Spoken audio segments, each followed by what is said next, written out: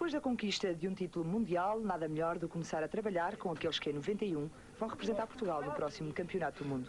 Mas para já, as seleções sub-16 e 17 preparam-se para o Europeu de Futebol sob a orientação de Carlos Queiroz. Os mais novos vão receber a seleção de Malta em jogo da segunda mão, depois de na primeira terem ganho por 1-0. Este será o último jogo da fase de qualificação. Os sub-17 vão estrear-se frente aos albaneses. Eu penso que esta eliminatória, esta fase de qualificação vai ser decidida entre nós, a Albânia e a Itália. João Pinto e Brassard são os únicos jogadores do Mundial que agora vão participar neste europeu. Quanto aos restantes jogadores da seleção sub-19, pouco se sabe do seu futuro. Penso que ainda poucas pessoas se juntaram e afirmaram coletivamente o que é que o futebol, neste caso os clubes, na sua generalidade, as associações e a própria Federação, espera e pensa fazer nos próximos anos relativamente à nossa equipa de sub-19, que tem naturalmente o compromisso de Barcelona 92, segundo parece estar confirmado, mas é preciso saber-se que nós temos compromissos também com a Seleção Nacional de Esperanças e estamos na fase de qualificação da equipa sénior para o Mundial de Itália, e essas são tarefas também supremas do nosso futebol e que importam. 42 jogadores com idades compreendidas entre os 14 e os 16 anos iniciaram hoje um estágio que se prolongará até meados de dezembro. Este estágio de pré-seleção tem como principal objetivo a constituição da equipa que discutirá as fases de qualificação para o Europeu de Juniores B. Depois dos 2 jogos contra a seleção de San Marino, Portugal ficará ou não apurado para a fase final. Mas, para estes jovens, o pensamento é só um: dar o máximo para alcançarem o tão desejado lugar na seleção. Nós estamos todos aqui para tentar ganhar o lugar, tanto eu como todos os meus companheiros podemos lá estar. Depende agora das opções dos treinadores. Carlos Queiroz e Nel Vingada são os 2 técnicos a quem cabe a difícil missão de observar atentamente todos os passos destes potenciais representantes de Portugal. Mas estes 42 jogadores são já resultado de um processo de seleção. É o resultado de um longo processo. A maioria destes jogadores já foram selecionados e, portanto, identificados há 2 anos, quando da realização do Torneio Nacional Sub-13. Passaram 2 anos, a esmagadora maioria destes jogadores estiveram no Torneio Nacional Sub-15, na Páscoa passada, foram novamente reaferidos. E agora chegamos a esta votação global de 42 jogadores, que é o resultado das apreciações e do trabalho conjunto que é feito entre o Gabinete Técnico de Futebol Juvenil da Federação e os Gabinetes Técnicos de Futebol Juvenil das associações. Contudo, este estágio constitui apenas um pequeno passo de uma longa caminhada que terá que ser percorrida até o primeiro jogo de qualificação para a fase final do Europeu de Sub-16. Até lá, o grande momento de aferição internacional será o torneio de Israel a disputar em dezembro, para o qual já só serão convocados cerca de 18 jogadores. Para ver jogar, não há como o topo da bancada. E Carlos Queiroz bem o sabe. Perto do relevado e com o melhor campo de visão, o selecionador nacional orientou a sua equipa num treino de conjunto com a Estrela da Amadora. Partem amanhã para no dia 10, na Escócia, se estrearem no 3º Campeonato do Mundo Sub-16. Um direito conquistado na Dinamarca por 4-1 frente à RDA, são agora os temidos campeões da Europa.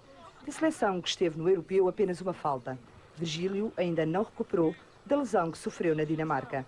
Mas no treino de hoje, no Estádio Nacional, também não estava Gilde, o melhor marcador da equipa portuguesa. É que até na camada mais jovem do futebol português, o Campeonato Nacional se sobrepõe à conquista de um título mundial. Amanhã, o Benfica vai jogar a Guimarães. O Gil vai fazer esse jogo, era um compromisso que tínhamos, foi preciso estabelecer um consenso que equilibrasse os interesses de todas as partes.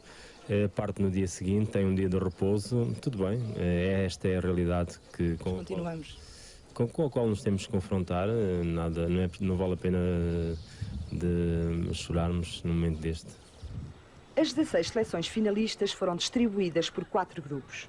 Portugal começa por jogar com a Arábia Saudita, depois com a Colômbia e por fim com a Guiné. Para os quartos de final são apurados os 2 primeiros de cada grupo. Mas é já no dia 10 que a seleção portuguesa terá de enfrentar a seleção árabe, 5º lugar no Mundial da China em 85 e que no Campeonato do Mundo de Sub-20 foi o único conjunto que nos criou problemas. É mais temido até porque é o primeiro jogo e o primeiro jogo pesa muito em termos de responsabilidades, em termos de tensão emocional, e porque a Arábia Saudita é uma equipa muito matura e que tem alguns bons jogadores que eu próprio vi já atuar, e para além do mais desenvolveu uma preparação muito cuidada para este Campeonato do Mundo. É certo que a equipa está em final de época, talvez um pouco cansada, mas conta já com mais de 90 dias de estágios, treinos e competições. Carlos Queiroz espera que durante o Campeonato do Mundo todo este trabalho do ano dê os seus frutos. A Seleção Nacional de Júniores defrontará amanhã a Arábia Saudita. É o primeiro encontro deste Grupo D da fase final do Campeonato do Mundo de Júniores. Campeã da Europa, a equipa portuguesa tem responsabilidades, não só a nível do futebol europeu, virá aqui defender o seu prestígio frente aos restantes continentes, mas também em relação ao futebol português. Futebol português que nos últimos anos tem vindo a conquistar títulos neste escalão. Campeão do mundo de juniores na Arábia Saudita e mais recentemente campeão da Europa de juniores, menos 16 anos, na Dinamarca. No entanto, a época foi pesada para estes jovens jogadores, cuja atividade tem sido intensa e que não se encontram naturalmente ainda no máximo das suas possibilidades. Neste momento os jogadores ainda não estão nas melhores condições físicas, mas estão quase a 100%. O técnico Carlos Queiroz lamenta que a preparação para este Mundial não tenha sido a ideal, uma vez que os compromissos do Campeonato Nacional obrigaram os jogadores a continuar a jogar e, sobretudo, a efetuar deslocações. Foi um período cansativo, tanto do ponto de vista físico como do ponto de vista emocional. Foi um período de competição muito intensa, em que as emoções também subiram bastante, mas isso era o que estava previsto, foi essa opção que nós fizemos para podermos ter o privilégio de estarmos aqui hoje. Tivemos que, como eu expliquei, trabalhar muito durante o ano e tocámos alguma das coisas que teriam a ver com a fase final da preparação. O que não sucedeu com o adversário de amanhã, a Arábia Saudita, cujos jogadores efetuaram recentemente um estágio de um mês na Holanda e que se encontram aqui nas melhores condições. No entanto, de acordo com o técnico brasileiro, ao serviço da Arábia Saudita, Ivo Wortmann, a seleção portuguesa é super favorita. Eu acho que é dificílimo, não é o mais difícil. Se nós formos analisar assim, tradição, futebol, o que o Portugal vem conseguindo nas categorias de baixo, a importação de jogadores, o intercâmbio é o favorito, Portugal, né? Nós vamos tentar, dentro do possível, criar alguma dificuldade dentro do jogo. Terminou aqui na Escócia este Campeonato do Mundo dos Júniores. Um Campeonato do Mundo dos Júniores para jogadores de menos de 16 anos, muito embora infelizmente alguns deles tivessem aparência de 20 ou até mais. Tratava-se naturalmente de jogadores da África e da Ásia. Sobre isso pronunciaram-se várias pessoas, entre elas o selecionador nacional Carlos Queiroz.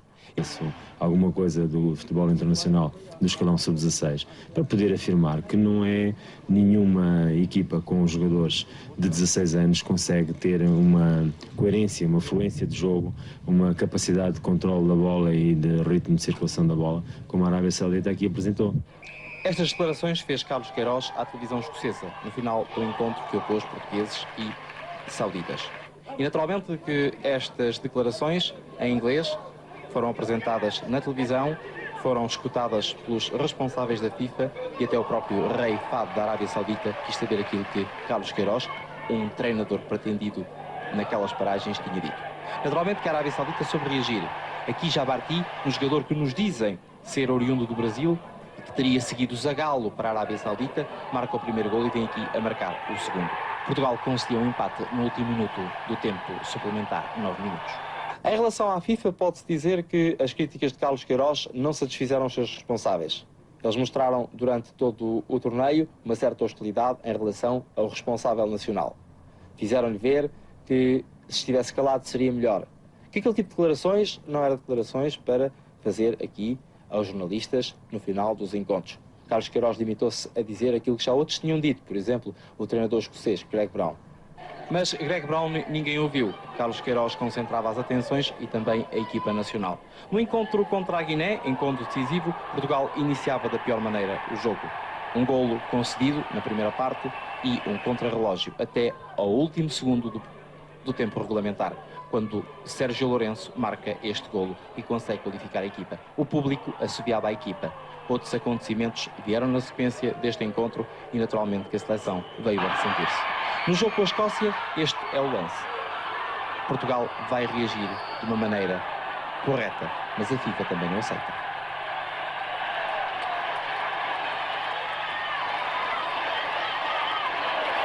Se de facto é esse o sentir dos responsáveis da FIFA, não lhes assisto razão, porque eu penso que o mínimo que nos assistia depois daquilo que se passou na meia-final, enfim, era manifestar uma certa tristeza e o nosso protesto perante aqueles acontecimentos, porque uma coisa são erros, outra coisa foi o que se passou naquele jogo, que, na minha opinião,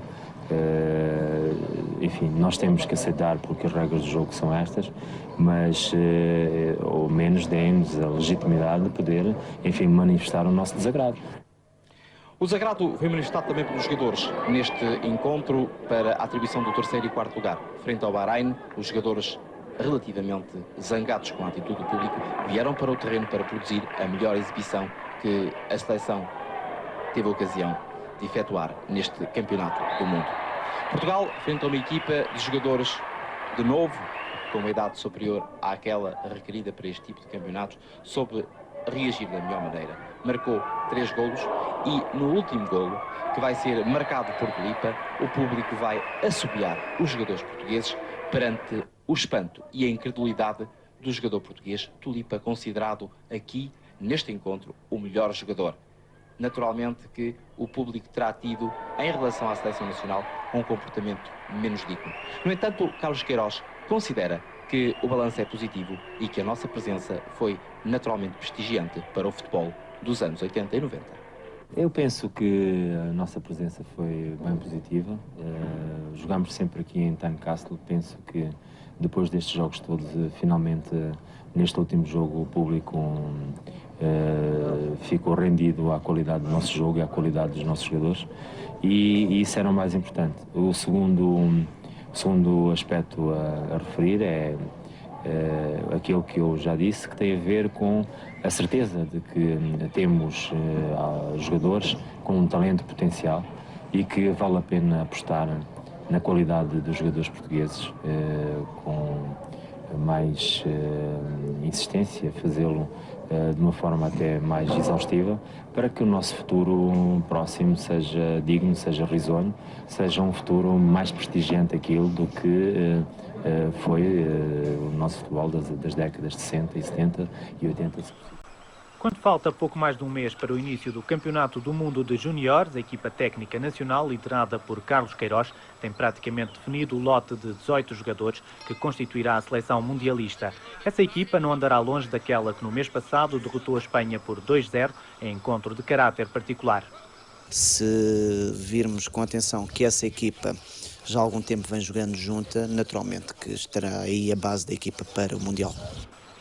No entanto, há ainda jogadores em observação para que a equipa técnica possa, em consciência, decidir quais os melhores para servir os interesses da seleção, sabendo sempre que irão ficar de fora excelentes jogadores. Esta manhã, alguns dos futebolistas ainda em observação efetuaram um jogo de treino frente à equipa do Estrela da Amadora, perdendo por 2-1. Após o treino, o Carlos Queiroz partiu de imediato para a Suíça, onde se encontra já a seleção de sub-16, que iniciará amanhã a sua participação no Campeonato da Europa. Inserida num grupo extremamente difícil, do qual fazem parte Suíça, Grécia e Polónia, a seleção nacional, com uma história ainda recente, irá tentar o apuramento para as meias finais, mas para isso terá de ficar em primeiro no seu grupo. Não vai ser fácil, mas se formos iguais a nós próprios, com certeza que conseguiremos passar em frente, mas vai ser extremamente difícil. Outra questão que tem preocupado os responsáveis pela seleção de sub-20 é a situação de João Pinto.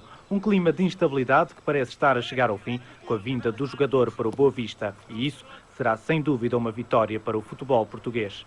Se o João Pinto voltar a encontrar, como está a caminho disso, a sua estabilidade emocional, ganha o jogador, ganha o homem, isso é o mais importante no meio desta questão.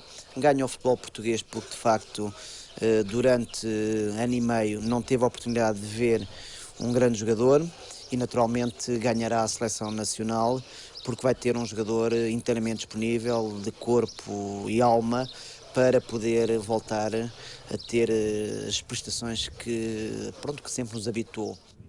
O principal objetivo de Carlos Queiroz nesta primeira semana de estágio da seleção parece ser recuperar os jogadores das tensões acumuladas ao longo da época. A descontração é essencial para esquecer uma temporada dura, sobretudo para aqueles que participaram no Campeonato Nacional da Primeira Divisão.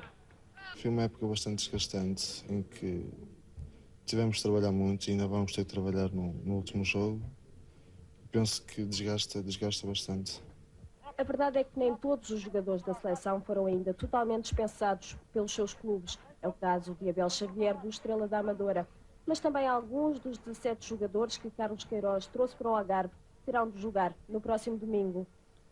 Existem 4 ou 5 situações ainda pendentes, nomeadamente o Abel Xavier, que tem compromisso com o Estrela da Amadora, que é a situação mais difícil que se apresenta à seleção, e alguns casos pontuais que no dia de hoje e da manhã irão ser definitivamente resolvidos.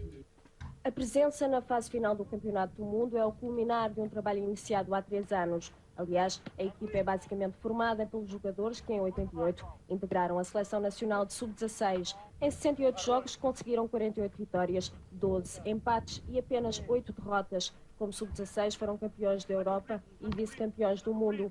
Como Sub-18, vice-campeões da Europa. Se vencerem o Campeonato Mundial em junho, o sucesso será completo. Apesar da hora e meia de treino, Carlos Queiroz está mais preocupado em preparar psicologicamente os seus jogadores. Mais importante que o aspecto físico-técnico é o espírito ganhador que dia após dia cresce no seio da equipa.